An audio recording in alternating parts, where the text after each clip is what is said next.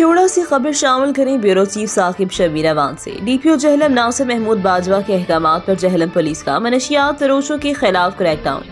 SHO Mangla और team ने कार्रवाई करते हुए मनशियात फरोश मुलजिम अंसर अली को गिरफ्तार कर लिया। मुलजिम से 1 किलो 600 ग्राम चर्स बरामद, जबकि एसएचओ कारा गुजरा और टीम ने कार्रवाई करते हुए मनशियात फरोश मुलजिम अफजाल को गिरफ्तार कर लिया। मुलजिम से 1 किलो 420 ग्राम चर्स बरामद कर ली गई।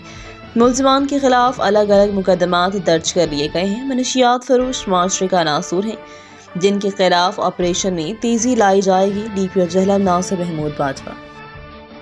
इस खबर के लिए हमारे साथ ताउन किया है अलमीज़ान प्रॉपर्टी वासो रोड मंडी बहाउद्दीन ने, जो अपना पैगाम देते हैं रियल एस्टेट एक मुनाफा बख्श कारोबार है।